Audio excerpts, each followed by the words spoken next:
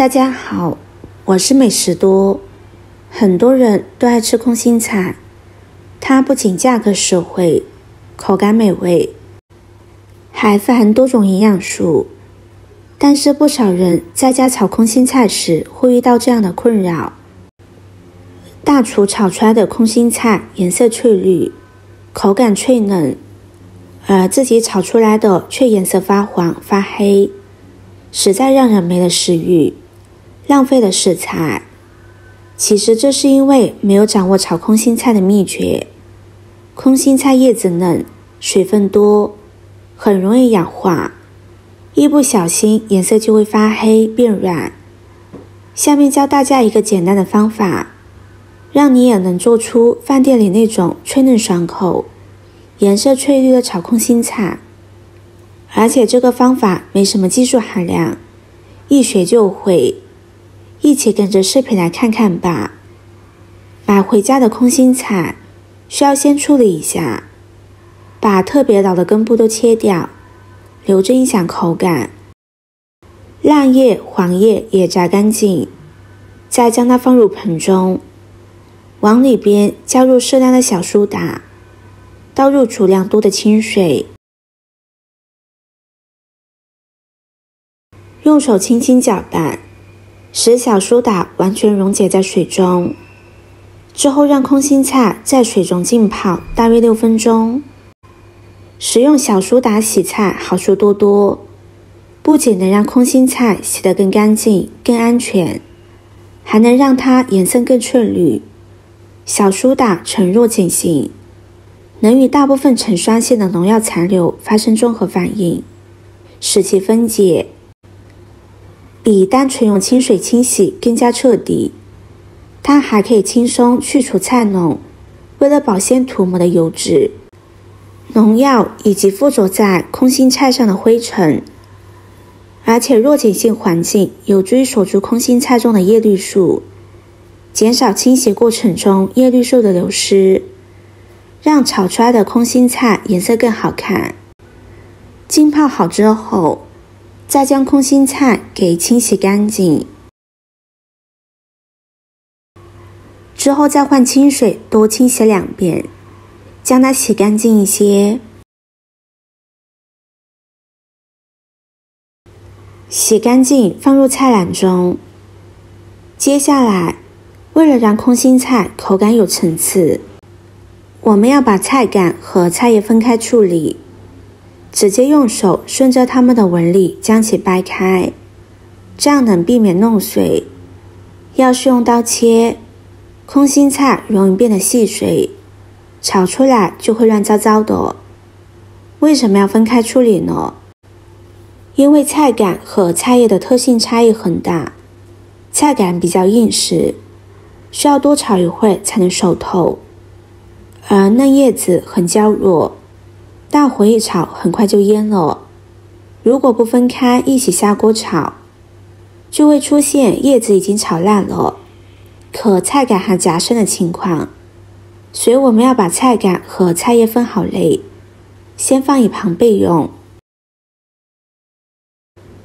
为了让空心菜的风味更上一层楼，我们可以准备几瓣大蒜，先将它切成小块，然后再剁成蒜末，这样能更好地激发出蒜香。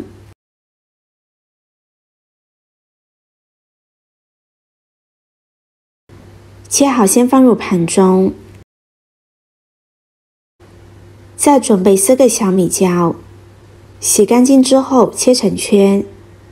小米椒能为这道菜增添亮色，让菜品更具层次。要是你不太能吃辣，也可以用菜椒来代替小米椒。下面准备一个小碗，往碗中加入1块豆腐乳、适量的鸡精、1勺食盐、1勺干淀粉，再倒入适量的清水，用勺子充分搅拌碗中的调料，直至豆腐乳和淀粉完全溶解。提前调好料汁，是为了在炒空心菜时更加便捷。大火翻炒空心菜时，直接淋入调好的料汁，能让空心菜在短时间内均匀入味。下面把菜叶放入盆中，往盆中加入少量的食用油，用手搅拌均匀，让每一片菜叶都均匀地裹上薄薄的油，这层油膜作用显著，可以在炒制的过程中有效避免叶子大量出水，使空心菜保持脆嫩的口感，还可以减少高温炒制导致的叶片发黄现象。下面往锅中加入适量的清水，大火将水烧开，往锅中加入少量食用油，接着把菜梗放入锅中进行焯水，时间控制在30秒左右。菜梗比较硬时，提前焯水可以让它熟透，这样就能解决菜梗和菜叶熟度不一致的问题。而且焯水还能去除空心菜本身带有的苦涩味和草酸。而加入食用油，这可是让蔬菜保持翠绿色泽的经典小妙招。当看到菜梗颜色变深，变得通透时，马上把它捞出来，沥干水分，留着备用。接着往锅中加入适量的食用油，等油热之后，倒入蒜末和小米椒，用锅铲快速翻炒几下，待浓郁的香味扑鼻而来。再把空心菜叶和焯好水的菜梗一同倒入锅中，然后开大火继续翻炒，让空心菜的表面均匀地裹上一层油，翻炒30秒，使空心菜进一步熟透，充分吸收蒜香。当看到菜叶变软，颜色变为深绿时，倒入提前调好的料汁，将它翻炒均匀，让每一片菜叶都均匀地裹上料汁。等到汤汁变得浓稠，并裹在菜上，然后就可以关火出锅了。整个炒制过程不到1分钟，这样炒出来的空心菜翠绿爽脆，不会发黄也不会出水，蒜香和腐乳的香味完全融合，简直是太下饭了。